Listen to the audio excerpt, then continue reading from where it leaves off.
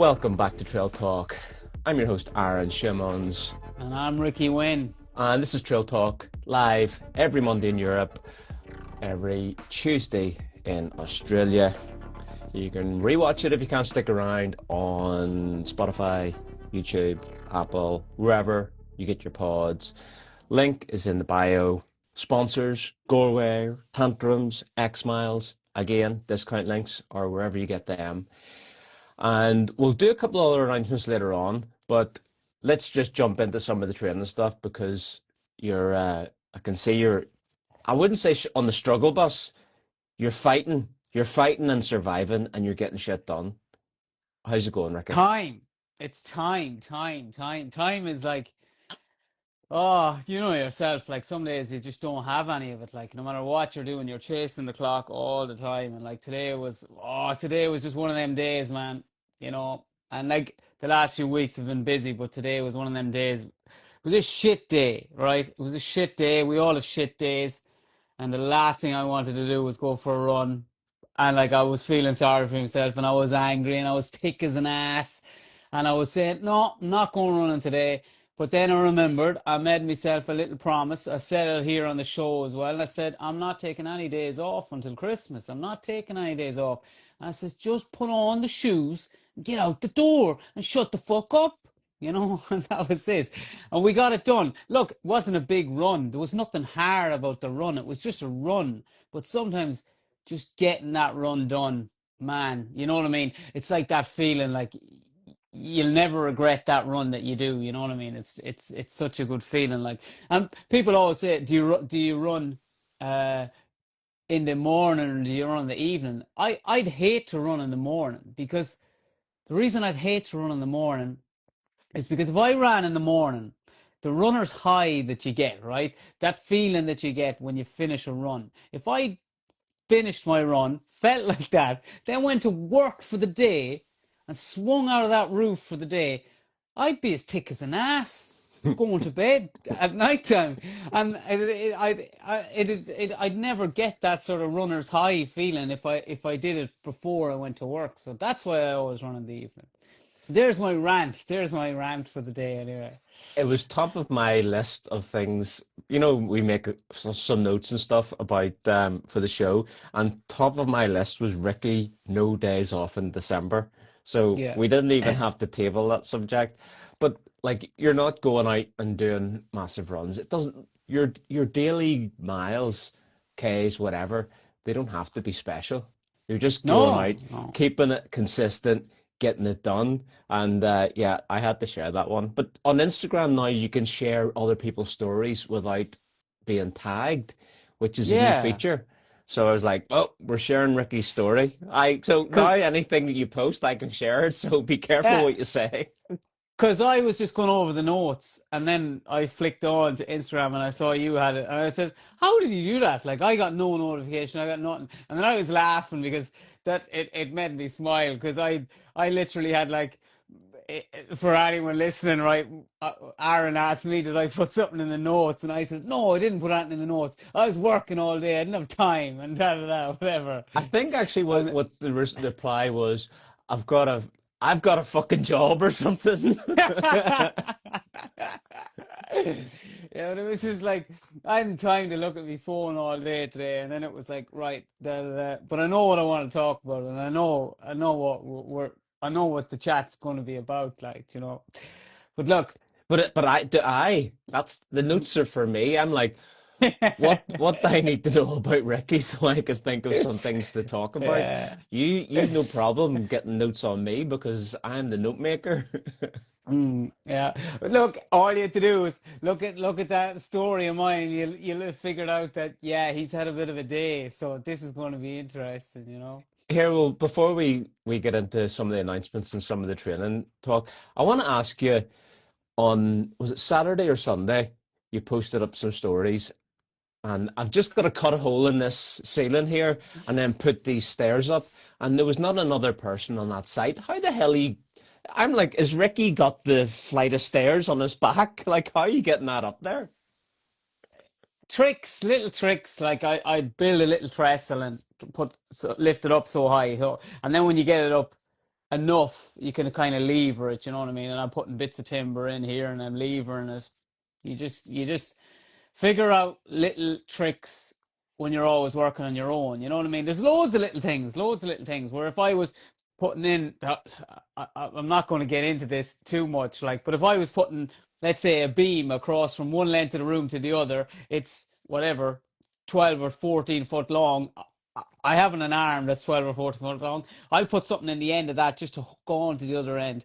And that's my dead man over there. And then I'll go and fix this end, run over that end, fix that end. There's loads of little tricks and all that. Believe me, it wasn't sheer brute force and power that lifted that stairs, because if it was, my back would be broke. Like, so no, it's you just get smart and figure out ways of levering stuff without killing yourself, you know? But it still takes a bit of brute force, just not brute force alone getting it done. It's brute force and smart. So Ricky's using his head Mm. for other things as well. Yeah. And speaking of heads, see, it's not bad, is it? Not But bad. It's not. It's you not. It's said you said last week it'll be gone. It'll be gone by the show next week. Sure, I'm Wolverine, and I said yeah. that to my wife the other day, and I was like, "Sure, the man's like Wolverine. Whenever he fell in Chamonix, a couple of days later, there wasn't even a remnant of a cut. And me, if I flip and cut myself, I'd be looking at it for 3 weeks. You're a wee shite. It's not bad. It's like two little dots. That's all. And in fairness, there was people like that saw the show, like, and they were saying, "Oh man, that's going to leave some scar. That's going to leave some scar." And I was like, "Not at all. It's going to leave no scars. Be no scar. It won't. Like another day or two, be all gone. Should be beautiful." I've got a scar here from 30 years ago whenever I fell off. You know what it was like as a kid. You know, rope swings were all the crack, and there was this big kind of gully, and we had a rope swing out over it, and I went out on the rope swing. This is the shit you always did on the way home from school. Cut through a forest. You knew there was a rope swing. The flipping rope snapped whenever I'm in the thing, and I fell right down and whacked my head. Um, and I've still got that scar. Ricky Wynn wouldn't have that scar. Yeah. So, oh, well, believe me, I've millions of scars, absolute millions of them. Yeah, yeah. That's how you know I went to work, because I usually cut myself, my hands and stuff. There's always blood somewhere, man. So that's how you know. Were you at work today? Yeah, something's bleeding. Like, I know when you're at work because it's on the gram. Ricky's on a roof, holding a hammer, keep showing up. All right, let's move on. Enough banter with a hammer. Couple of announcements, and then we'll get into some training stuff. So, created an event in Strava for Swiss Canyon Trails next May. Okay, Trail Talk meetup. There are distances from 16 to 111 kilometers. So there's a distance there for everyone. This is like an amazing course. We hear this from Ulrich in the Trail Talk community, who is we're calling Ulrich an elite runner. He's a pro runner. yeah. He's a pro runner. He's got a job as well, just like you. But Ulrich, previous winner of the Swiss Alps 100, that's where I met him. Urich's going to be there. He's now supported by Kailas Fuga, which is amazing news. What are we at? 16 people now attending. Wow. Um, and I thought there would be an announcement in time for the show, but they haven't come back to me. But we are going to have a discount code for community members to sign up for one of the races. And that code, when I have it, will be posted into the WhatsApp group. So it's not going to be mentioned on the podcast, the discount code, and it's only for 20 people. There's 20 slots that can avail of the discount code. And everyone that signed up without the discount code, I got you. Don't worry about it. Haha. I'll buy you a few pints. I'll get you something. We'll make it up to you. You won't be out of pocket. So looking forward to that, and that's kind of going to be the training focus for us after Christmas, right? Yeah, yeah, exactly. Like, and it's deadly to have a plan in place, right? It's deadly to have a race to train for, to aim for. So, and May is like that perfect, like, I think like that perfect 80, 100K kind of distance race. You're coming into the summer. You're if you've got UTMB on the cards, if you've got something like big like a miler coming up in August or September, May is a perfect time to hit like an 80 to 100K race. And it seems that's what it seems like. It seems like most people are gauging towards the 80 or the 100K from the WhatsApp group, from the Trail Talk members. So I'm very, very excited about that race. Like I'm actually really excited about that race. Like that's kind of like a goal race for me now. The minute we've put that down on paper, I was like, yeah, that's a race I'm training legit for. Like, Yeah, no, it's gonna be great. And like maybe we just talk a little bit about building a season. I always find that maybe not January, but like end of January, February, early March is perfect time for a training race, like 50 Ks. Then coming into uh, May, I think is actually the perfect month. Maybe early July or June, sorry, is getting a wee bit too late for me if I'm thinking about doing another training block for a miler in the summer. yeah. So I think that 50K first quarter of the year and then second quarter of the year coming up to something that forget about distance even something for me that is in a teens of hours, so like 12 to 18 type of hours is like a I wouldn't want to run longer than that if I'm then gonna build to something longer in the year, and I'll be doing something bigger in the summer that'll probably take at least twice of that amount of time more. Yeah, definitely more than 30 hours. So is that how you would think about building a season as well?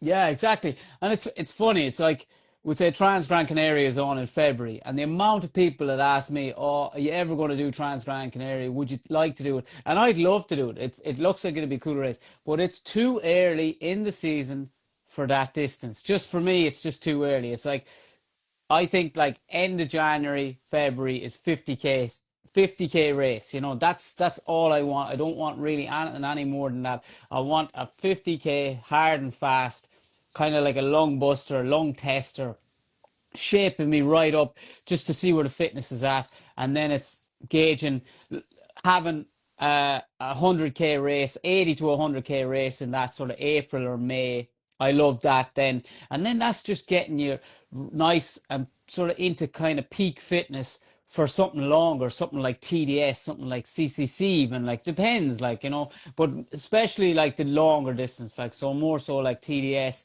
UTMB, or a miler. So exactly like that. That's how I like to do it as well. Very same as you, really. Yeah, I still have to pick my summer race. I've got a couple of options. We'll get into it later in the year. Early part of the year though, we're looking for a 50K to do together. Hopefully by the show next week we'll know what that is. But like just if you think about Trans Gran Canaria, if you would want to race before that, if we were doing that right, it's really hard to find a race.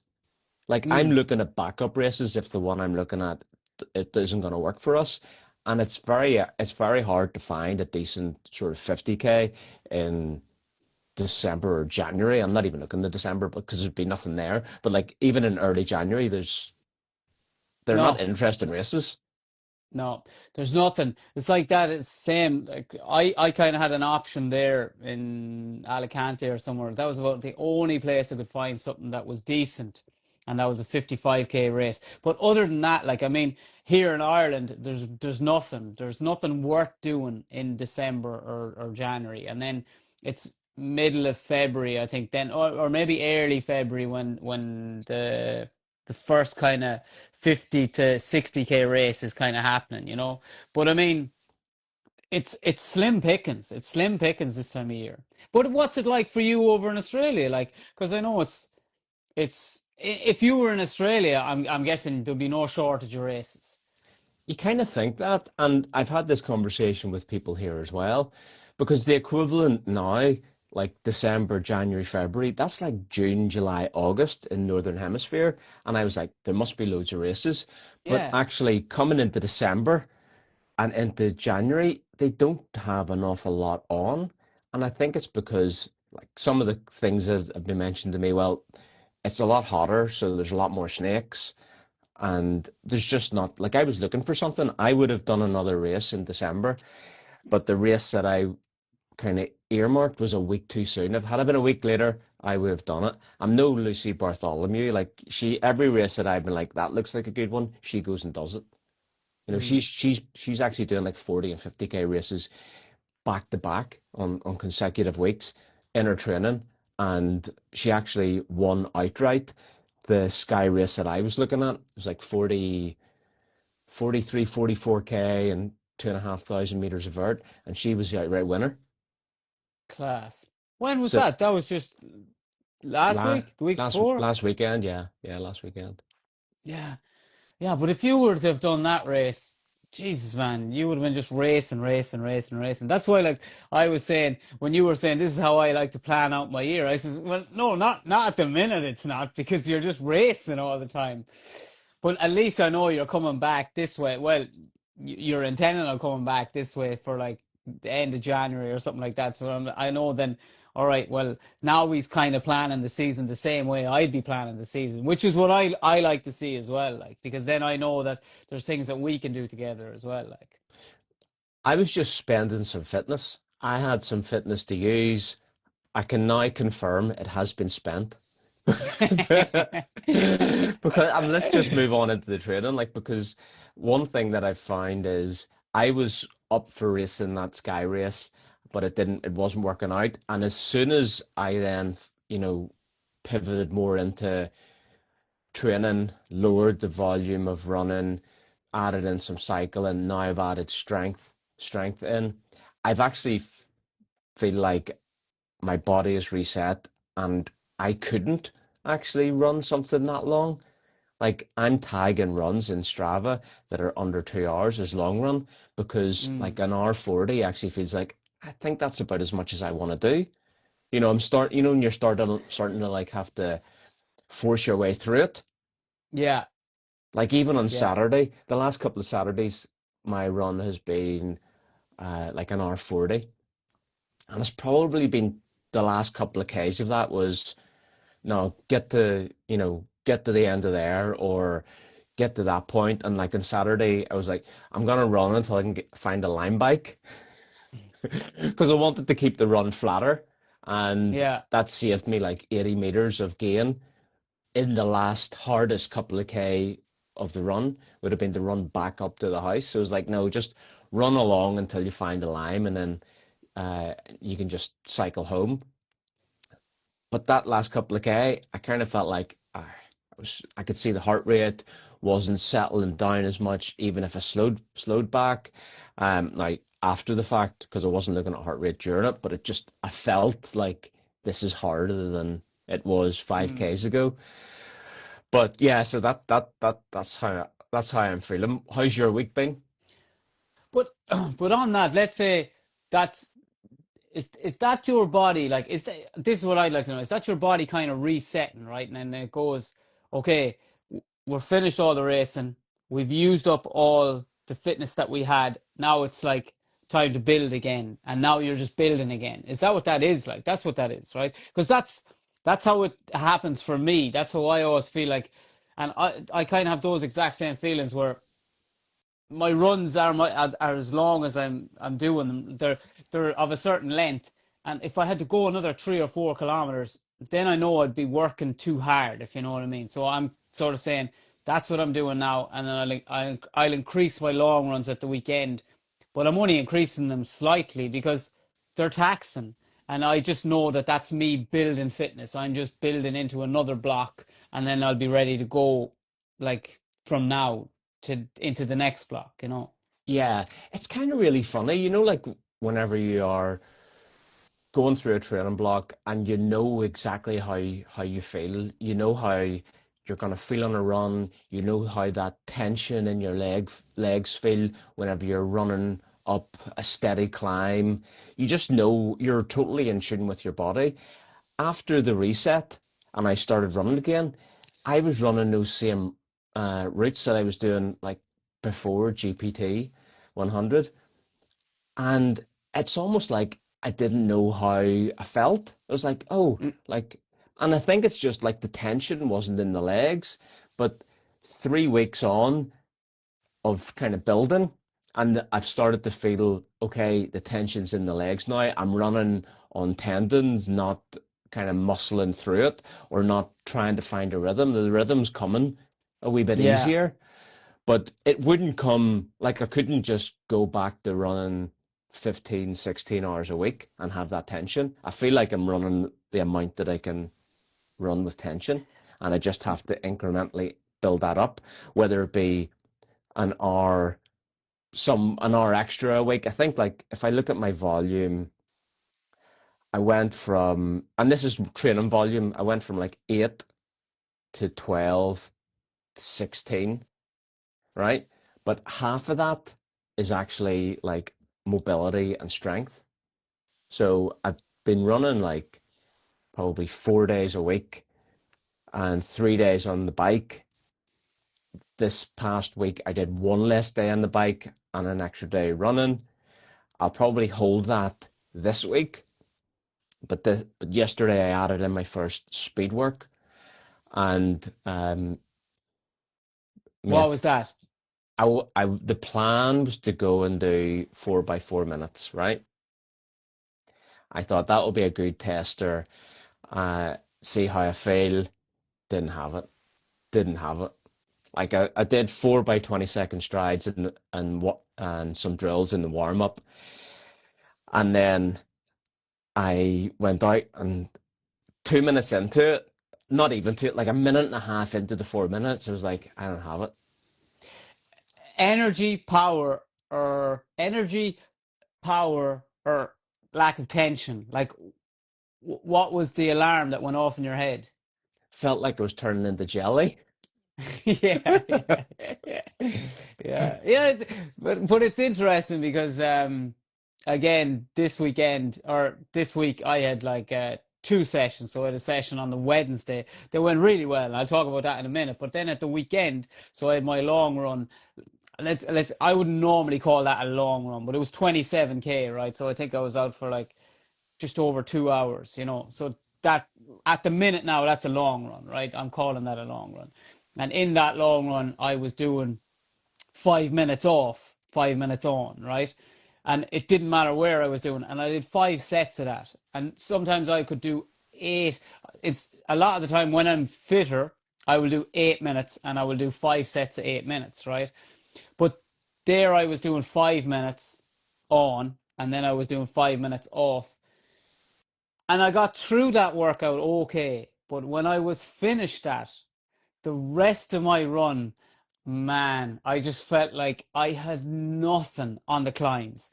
Like, and there was only 700 meters of climbing in the run, right? But every time, as I was running, and if you were to look at my average pace and you were to look at the splits and you were to look at this, that, and the other, it would look like that man is in good shape. That man is fit. That man is as fit as he was last year or even fitter. But that is bullshit because when I got to any kind of an incline, my power was like zero, you know, and it was like, oh man, just get up this. And I ran everything. I did run everything, right? But it was like the slowest I've ever ran uphill. And then once I'd get up, then I'd be back to kind of steady and it'd be okay. But every time I came to an incline, so I was like, yeah, we've a bit of work to do on the climbs, like, you know. Which is perfect. This Yeah, is the time of year for it. yeah. So I felt like I was just running out of juice. So I just like if you're running by feel, you have to listen to your body. So I pivoted and the backup was like, okay, well, what can you sustain and still do quality? So I swapped it to 10 by 1. Yeah. I thought, well, if that's where we're at, that's where we're at. But let's do 10 by 1, see how you feel, see when you start to run out of juice. And I mean, pace was decent. I think it was like 320. And then the last one, you know how this is a good example, right? You know, whenever if you're thinking about it as like doing it at the track or whatever it is, a certain distance, and you know that you still have that surge, you know, you're feeling a little bit of fatigue, but you can surge through it. to get the rep done. The very Yeah. last rep, I couldn't surge. I didn't have In no that se- surge in the last rep. in that session, so you're doing minute on. Are you doing minute on, minute off? Is that what you're doing for 10? Yeah. Yeah, yeah, yeah. That's it. At the same time, like right now, that's a great session. I think that's a great session. And like you're better off getting quality out of that session than doing the other one and it been shite. Like it been useless. And then you finish that run sort of dejected and demoralized and sort of saying, oh man, sure, there's no point doing any speed work next week because that was a shit show. I need to build more fitness. Whereas in you do what you can as best as you can when you can, right? Yeah, and something very similar that I did. So on the Wednesday, I said I was going to do a session on the Wednesday. I had planned in my head. I'd planned. So I think I planned either 8 by a K or 10 by a K. I can't remember rightly. It could have been 10 by a K. When I started the run, I knew there was no way I was doing 10 by a K, right? So what I did, and it's this is something I think that works really well. It's a workout that I do a lot of, right? And I just do different distances in it. But I think this workout works really well for ultra runners, right? And it's I was doing 800 meters. Yeah, I was doing 800 meters on, right? And then a 200-meter float and then my off was steady.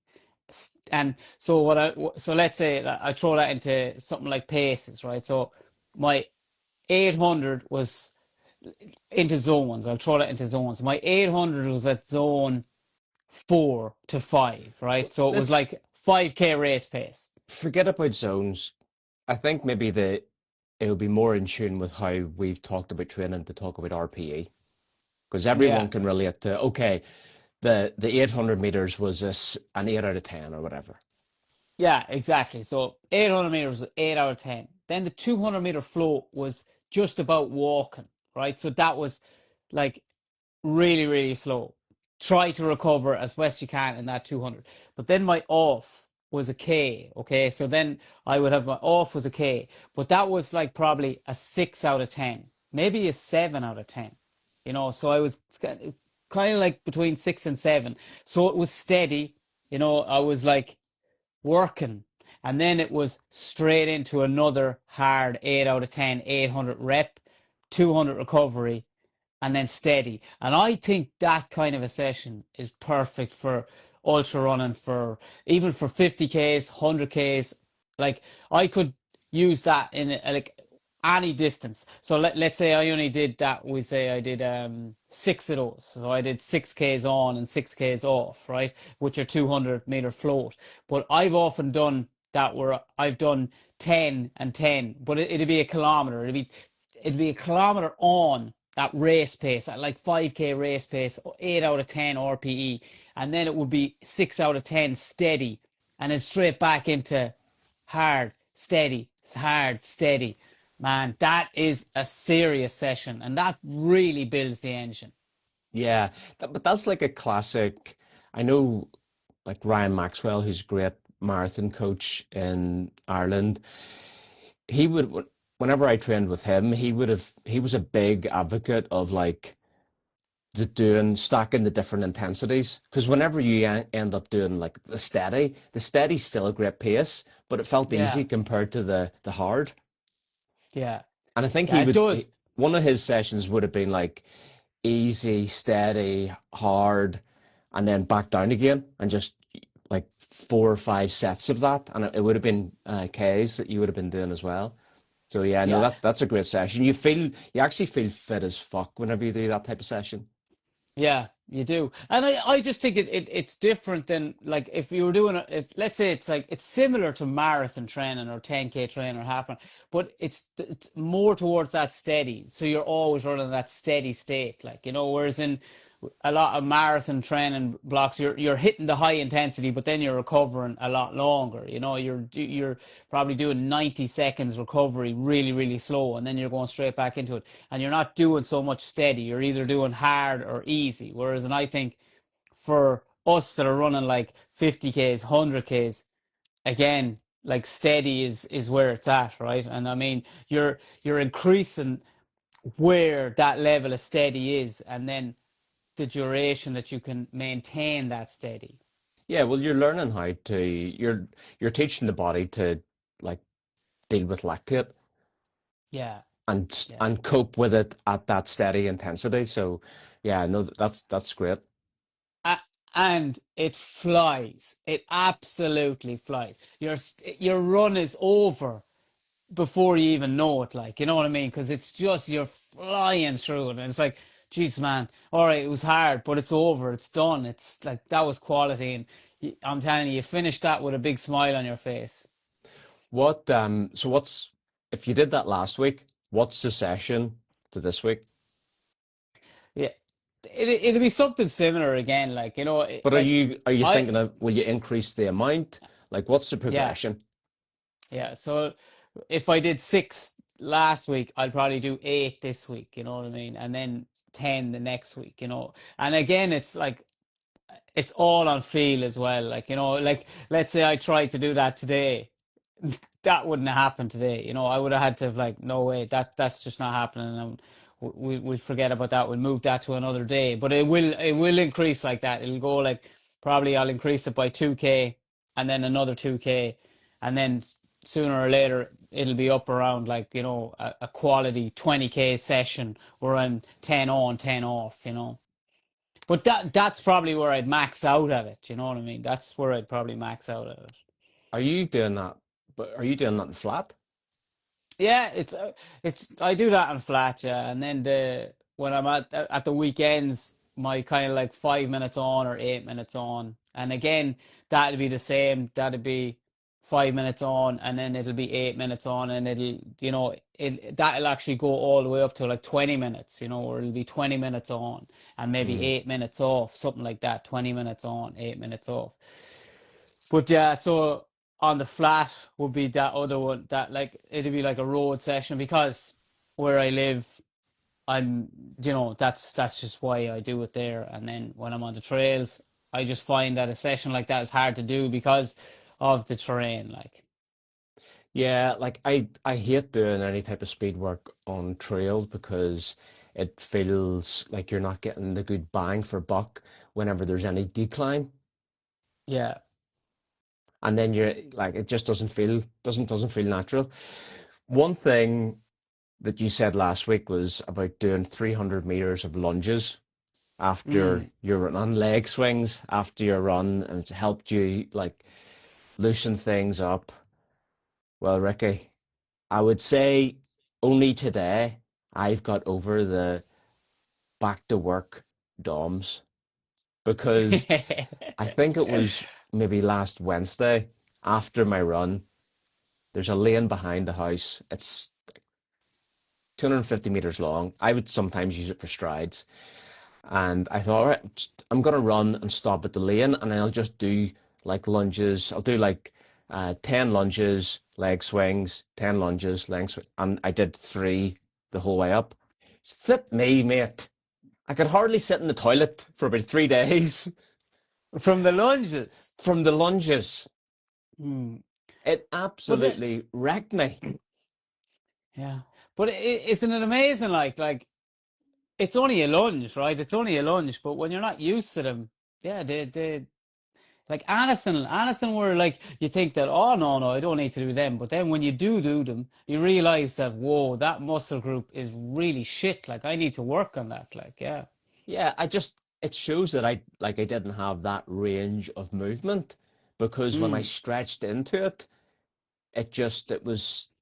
it was not feeling good. So as a result, like the only way my strategy for dealing with DOMs is to do more of it. So the mm, lunges wrecked me. So okay, well you have to make sure that the body doesn't get used to not doing them again. So I've been yeah. doing lunges and also like I do like the morning mobility. So in my morning mobility workout, not workout, session, whatever you want to call it, I've added in some lunges into that. I get in the slant board out and I'm doing just body weight squats, just all body weight at this point. And I think you can probably see it in the background, my step up box. I've moved it to the right height and I'm doing my step ups, just getting that range of movement familiar again. So when I add in Yeah, strength, it's not like mega DOMs. So I'm doing that yeah. stuff almost every day now. But even like when I said right, I'm going to start doing those, the leg swings. The leg swings are fine. You can do them. They're not going to do anything to you. They're just swinging your leg. But the lunges, like I was so stiff and so like I don't know, like unflexible that I was nearly falling over when I was doing them. Do you know, like I had like no coordination or whatever, and like I was like I was nearly having to grab onto a wall or something that it was going to stop me falling over. Whereas in now, like I finished that run today.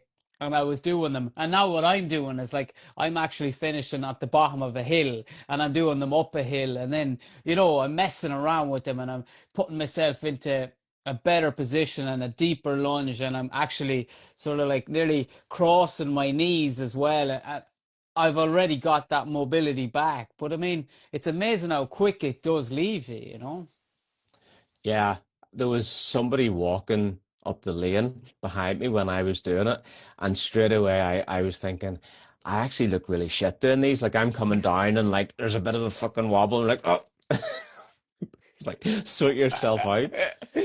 Yeah, who's this old man falling over? Do you need a hand?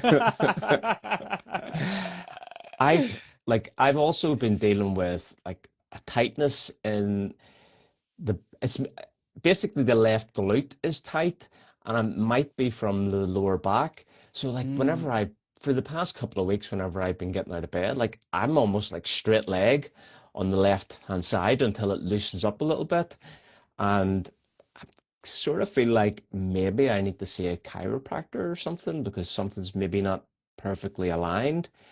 But I think these are just the things that people need to recognize whenever you're increasing volume, when you're doing strength work, doing speed work. Like there's definitely a new tax, a new stress on the body, and it takes some adjustment. So I'm yeah, struggling. definitely.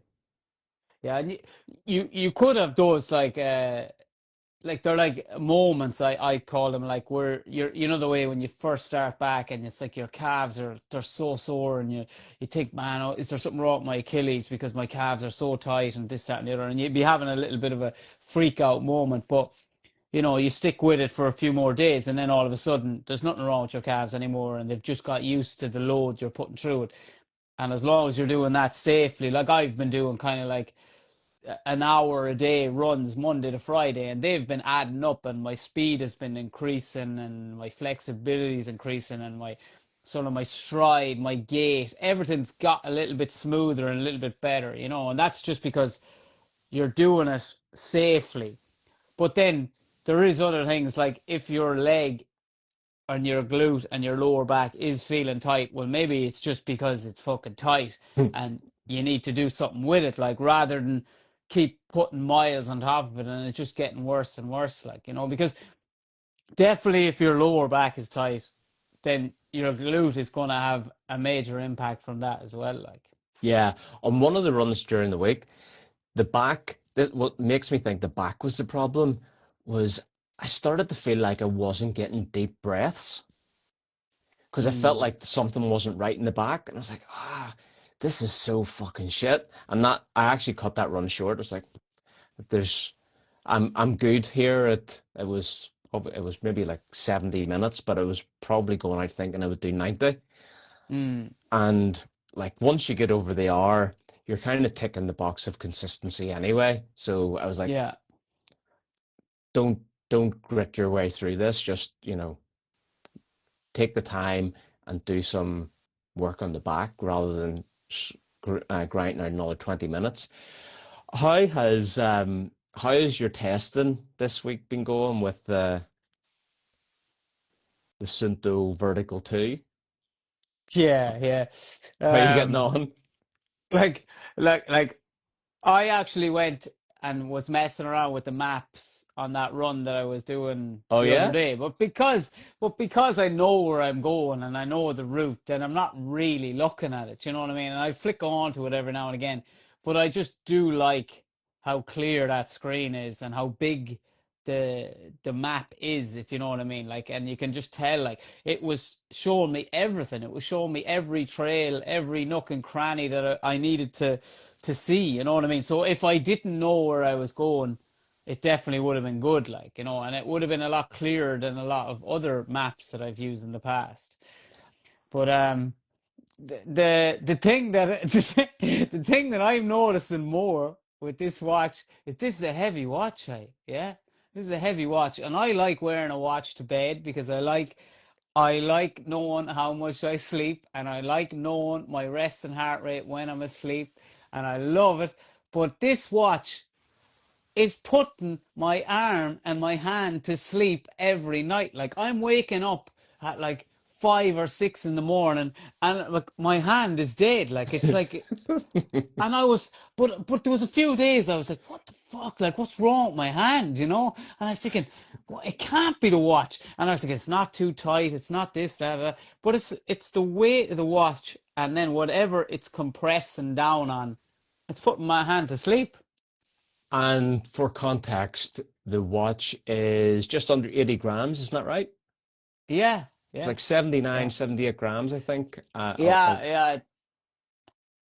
But it's So crazy. Yeah, I've never had that happen. Like, would say I'm not saying, oh yeah, this is a flaw with the watch. It's just it's a it, it's change. it, yeah, it's a change. It's a different weight compared to what I'm used to. I would say with the Coros Pace Pro, that weighs nothing. Like, you know, it's like a piece of plastic compared to this. Whereas in this feels like if I hit somebody with this watch, it'd probably knock them out. You know. Well, I've moved my tested on a little bit, and I've made some customizations. So instead of using like the built-in run and mobility, I created my own just to give me the screens that I wanted and to turn off certain things. And I I guess maybe we're maybe focusing on the things that we don't like about it, but there are lots of things that we do like, but also one of the things which cropped up, which has kind of annoyed me, and on the chorus, you can just set an alert, a heart rate alert. You know, I use that alert, 159, just beeps you and it comes up and tells you your heart rate. So I'll know, okay, chill out, big man. And then the other one is like 30-minute nutrition alert, and I'll only use that for racing, right? Or maybe I'll use it on longer runs when they're longer in the block, just to get used to seeing it. And you don't have that option. Those aren't features that are available on Suunto. They have what is known as intensity zones, and the alert is if you fall out of an intensity zone. So for me to get the same alert, I have to like widen the zone, whereas I'm actually running between two zones essentially if I'm on that chorus alert. So that's actually an issue. I've been on the forums chatting to people about that, and it's just not possible. Then one other thing that I found yesterday on the speed workout was that there's Suunto Plus, which is like a store where you can get apps. So you can add in an interval app for speed work and an interval app for hill work. There's other ones you can add in like a park run app, so it's got your barcode on it, so you can just like Ah, show them your watch. So I've installed that one because I'm going to do the park run over Christmas. And then there's a nutrition program as well. So I used the speed work one yesterday, but I only put it on after like the second rep. It was like, I was starting to lose track of what rep I was on already. But the screen was great. It showed you your pace, your heart rate. There was like four metrics, and then when you hit the lap button, it had different metrics for the rest. So you could see your heart rate, you could see your previous rep, you could see the countdown of your rest. None of the lap buttons made its way across as actual laps in Strava. So if you look at my Strava workout, it's four strides and two reps, and then just one big long rep of like 5K. Whereas if you look at it on yeah, Suunto in the app, you can see every time I've hit the lap button on the workout. So that's a bit shit because, yeah. you know, it means you're having a look on the Suunto app to look at your reps. So Yeah, yeah. that's a bit of a I'm gonna say it's a flaw.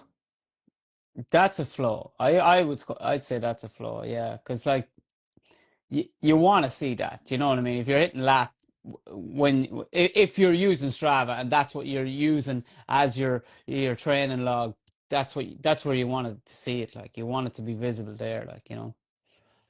Yeah, I guess people look at my Strava will just think I just he dumped it there after a couple of reps. He copped out.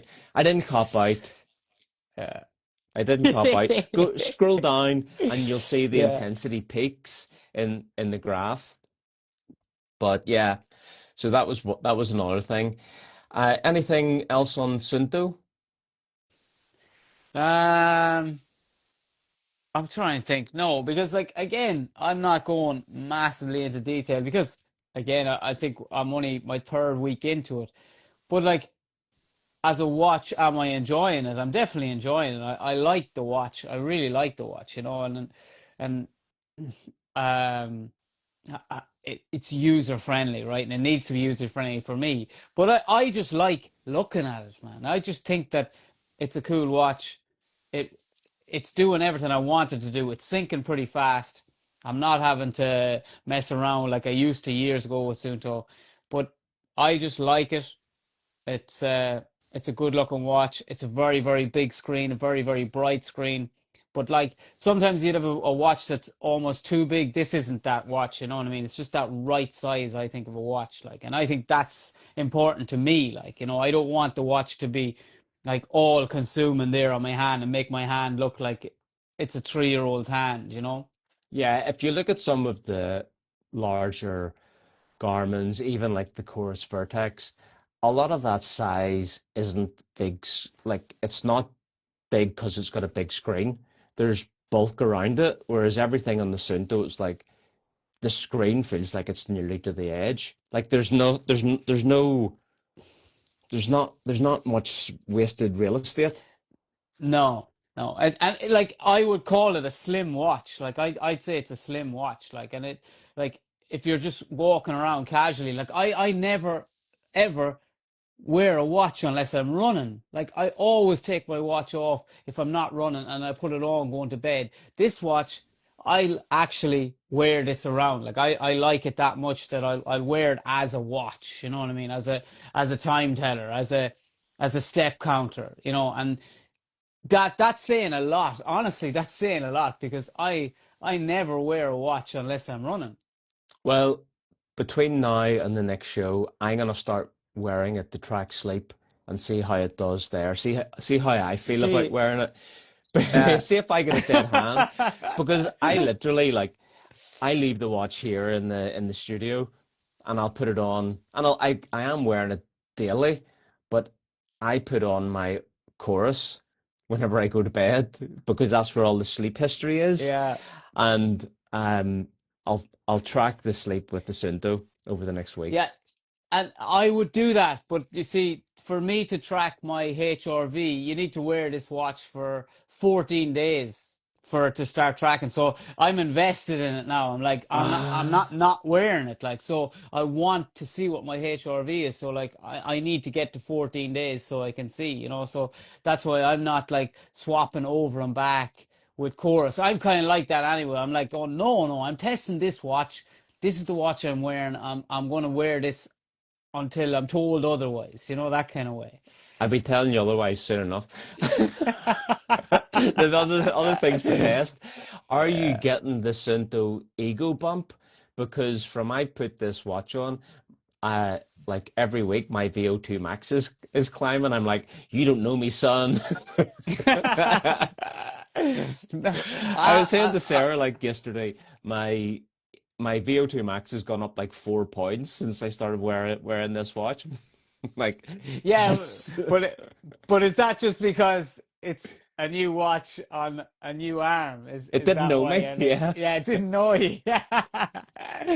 Yeah, the the battery. I actually had to charge it the other day. So 3 weeks in, and I only had to charge it on Saturday heading over for my long run, and I charged it in the car in the on the way over to where I run, it takes me 40 minutes to drive there. It went from I think from 18% to 100% in that 40 minutes. That's quick, hey. That's very quick.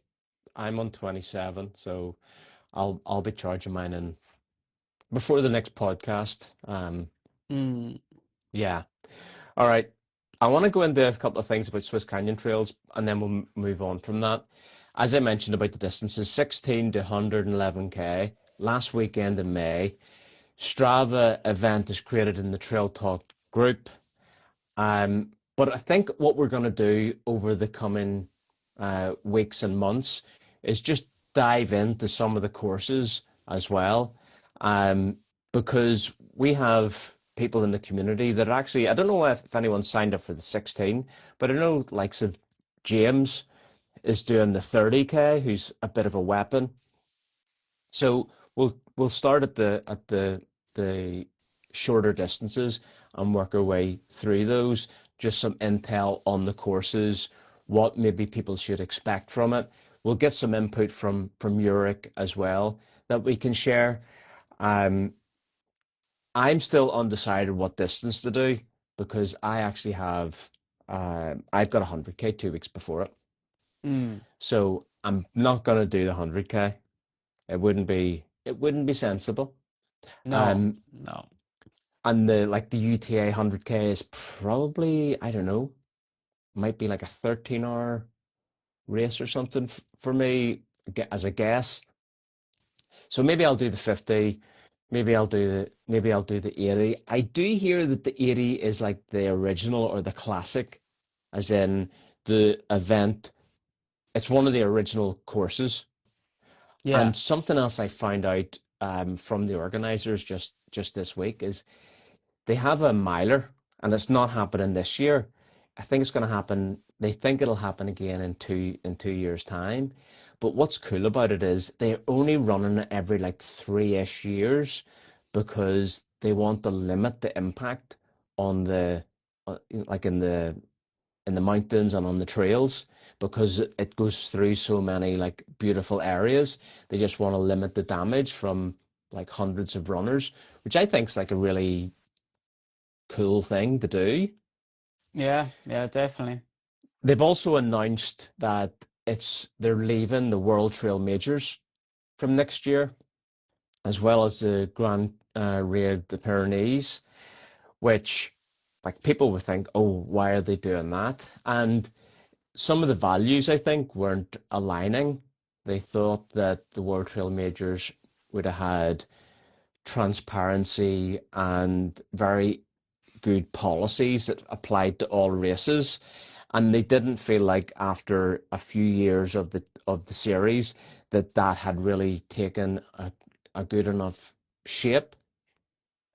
So they just felt like to maintain the authenticity of their event, they would be best just removing themselves from that series and using the money that was paid to WTM to be part of that series to increase the prize fund. So I think like in the 111k, the winners will get like 5,000 euros each, and that the prize Wow. money filters right down to the shorter distances as well. So I think that's a like they're being really transparent about it and increasing the prize money, and I think that's really cool. Yeah. Was that decision made lately, like for them to pull out of the World Trail Majors? Was that made lately? Well, I guess it's something that they've been talking about for months, but the announcement Yeah, actually just came out today. yeah, I just yeah, heard about yeah. it last week. So, Yeah, because I saw, yeah, that they were going to be using that money to increase the prize pot. Like, so look, that's always a good thing, and that's always an incentive to get more runners there anyway. So if they felt like, oh, we might lose a few because we're not in the World Trail Majors, well, we might get a few back because the prize pot's a lot bigger, and then that'll attract better runners as well, like, what did you think of the news about Caleb Olson pulling out of Hardrock? Last week we spoke about him being one of Dale's picks, and we were kind of excited. We've got Ludo, we've got Caleb, we've got Tom Evans, and now Yeah. Yeah, but my question to you last week, remember, when we finished talking about him getting in on Dale's pick, and my thing was like, I don't know where he sits now because I thought that he wanted to chase UTMB and that like if UTMB was his big goal, why is he doing Hard Rock, you know? So I was actually not surprised, right, that he pulled out, but I was glad then that he did pull out, that it was like, no, no, no, I don't want to do Hard Rock. I'm doing UTMB. I told everyone UTMB is the one I'm going for, so that's what I'm sticking with, you know? So I thought that was I thought that was good, like, and I thought that was cool that he's not just doing Hard Rock for the sake of doing Hard Rock. His big goal, whether like it's gonna happen or not, but he wants to have a crack at UTMB, you know. So I tip my hat to the man for that, like, you know, and I think that's cool, like that's a good shout. But it definitely takes from Hard Rock now, like it. What was a race is now seemingly a walk in the park for Tom Evans, maybe. Well, I mean, he has to beat Ludo. Yeah, I know, but like where everyone thought that the race would be between the two lads, like you know what I mean. Now it's a bit different. Like now it's not Caleb and Tom. Now it's Tom and Ludo. Like yeah, so it's young against old, and it's still going to be interesting. But I think it would have been cooler if it was Tom versus Caleb as well. Like that would have been a cool one to see at Hard Rock. Well, it's defending champion and course record holder Mm, versus mm. Tom.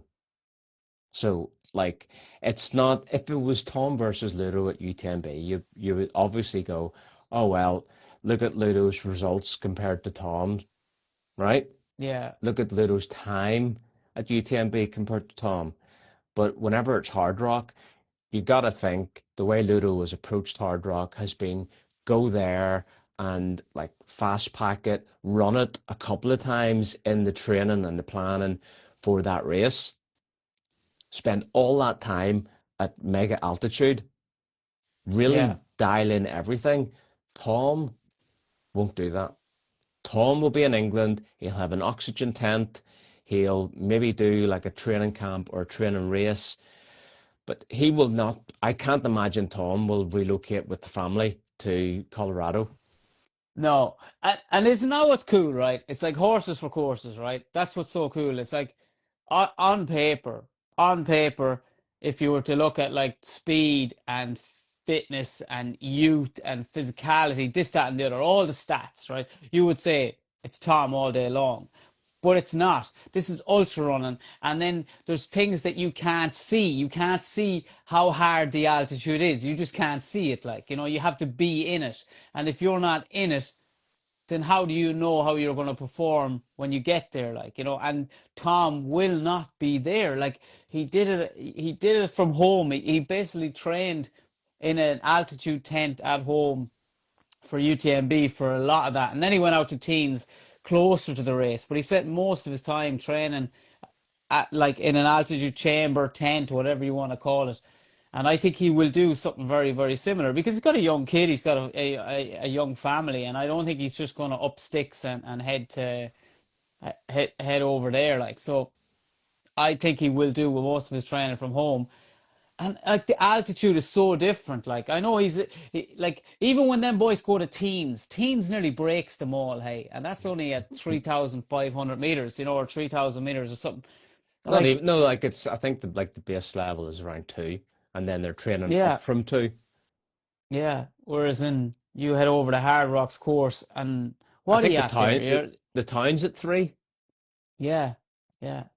So it's a big difference. Like that's a big difference. What I love about that battle between the two is actually how different it is, because Tom will know that he has to run his own race, and his own race is going to look very different to Ludo's. Ludo will smash the downs. Nah, hey, He'll just go for it, and Tom won't be able to run like that. Tom won't be a smash the downs kind of guy, but he'll also be not wanting to not let a gap form as well. So yeah. I think it'll be an interesting race. It's just not as interesting when there's not the depth of the field, which Yeah, like like that's the problem with it, right? That is the problem with it. It's because like it's like if you have three top runners in Hard Rock, then straight away you kind of know your podium. You know that, well, if you don't win it, they're going to come second or third, that kind of way. And it's like the depth isn't there, like, whereas in the depth is at Western States, the depth is at UTMB. And that's the only thing I think that's missing from Hard Rock is the depth of quality in it. Like, you could have three runners that are deadly, and they're just going to finish on the podium. All three of them, you're just not sure in what order. Yeah, and Jason Schlarб's in the race too, previous joint winner of the race with Killian. And you would say Jason would be on that podium too, but also he's sometimes had like really bad results, and we've seen videos of him, basically he's pulled out a couple of times. He's had several issues as well. But if it's just straight performance, he could be on that podium. But Yeah. that also speaks to the depth or the lack of. Yeah, and I've seen Jason talk about it before, whereas he finished, I don't know, did he finish second or third?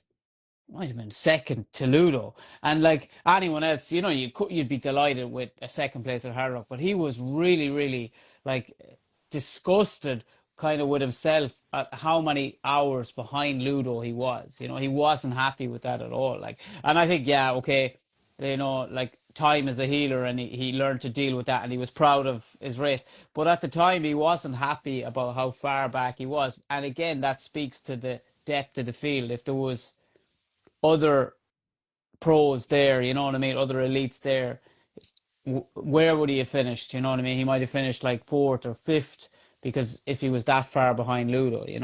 So that's just the thing with the depth in the field. That's all. Yeah. Well, different points and he's at a different point in his career as well. What was Jason at TDS? Was he 10th? Ninth. Ninth? He's still a beast. Like Oh yeah. he's still an incredible athlete. Like Jesus, yeah. Don't get me wrong. You know what I mean. Like man, he's still capable of winning a race. You know what I mean, and winning these big races. So yeah, by no means is he down and out. He was just probably like that's how competitive that man is. That he wasn't happy with second place. That's kind of what I'm saying. Yeah. All right. Let's see how things develop there. Tom's doing Trans Gran Canaria, I think, as well. Or Yeah, at this point, yeah. we'll see it. We'll see. Just announced, which is just announced after he just pulled out of Valencia. So these are all justs. Yeah, he has form with that. Community racers, we just had the Winter Downs 200 finish. Is everyone finished? Everyone's finished now, but a couple of the guys in the community were running it. Jed, unfortunately, DNF'd. What was it, 21-ish hours into it? Big food issues. Yeah, Mm. I mean, what do you get? You get a learning experience every time, whether you finish or not. So, I think he's gonna go away and try to heal some foot things, put some more pieces of the puzzle together, and come back and give it another crack. But yeah, probably say like recommend more racing. Like the more you race, the more pieces of puzzle you put together on nutrition, on training, on equipment. Like whenever you're doing like the likes of the Winter Downs 200, we've got a lot of equipment to test and make sure it all works. And also a winter race, like very wet underfoot, so lots for Jed to work on. Yeah, a race like that takes so much experience, I think, like even like I'm at this sport, I don't know how many years now, and I think that I'd have to second guess myself, you know what I mean? That I don't quite have that experience yet of doing night runs and winter runs and testing out gear to its absolute, like, whereas in, because I don't like carrying shit and but making little excuses on me training runs. Oh, I don't want to carry this. And when you're training for a race like that, you need to like tick all those boxes, and like that's experience too, like. Yeah, and maybe to counter that, Ian in the community. He also ran the Winter Downs 200, finished in 82:32. But in his training, like he went out and he did some big runs with all of the kit, right? Yeah, Actually more kit because he was sort of being self-sufficient. And I think, am I right in saying there was maybe like a 60 or 70K training run with full kit, shitty weather on the course. So yeah. like he was dialing everything in. And if you saw his feet after the race, no issues. No issues. No issues. Do you want to know Tight what the Ian's? toes. Yeah, and what is his secret weapon? I feel Ah, uncomfortable even saying it.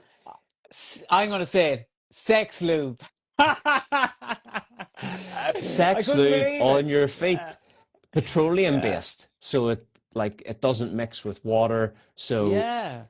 it's like I've never heard anyone else call it, but That it was a works for new him. one on me, man. That was a new one on me. I can't say I ever heard of anyone putting like sex lube on your feet. But like when he explained why, it made a lot of sense, like, because like that it doesn't mix with the water. It's like a water repellent, like, so yeah, yeah, good idea.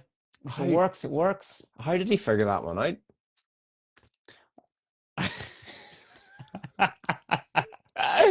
That's we're gonna have to ask him that. I ain't Ian, guessing. Ian, we need to know. Ian won't listen to this. Ian doesn't listen to podcasts that are under like 2 hours or something. So the the Trail Talk Live podcast is too short to make it into his rotation. But a solid member of the community, regardless of that. And then Ari was racing at the weekend. It was a 24-hour race, 5K trail loops, and a few family issues came up and he had to pull out. But he still ran like 9 hours for the 80K. It's like 9:03 or something. So he still got a good training run out of it. And yeah, well done on that, I suppose. I think it was a Yeah, 50-mile PR. So yeah. In terms of podcasts, last week we were meant to drop the Harry Jones one. I kind of had to kick it forward, so it's going to drop this week, the interview with Harry Jones, where you and I sat down with Harry, because I wanted to get the one about TRE out in the same week as TRE. So drop the podcast with Chrissy and Cole from Running Supply, on all of the latest stuff that's coming next year from Norda, Satisfy, whatever, all the brands we talk about, ACG. It's a good one. Check it out. And then I think that's it. Anything more from you?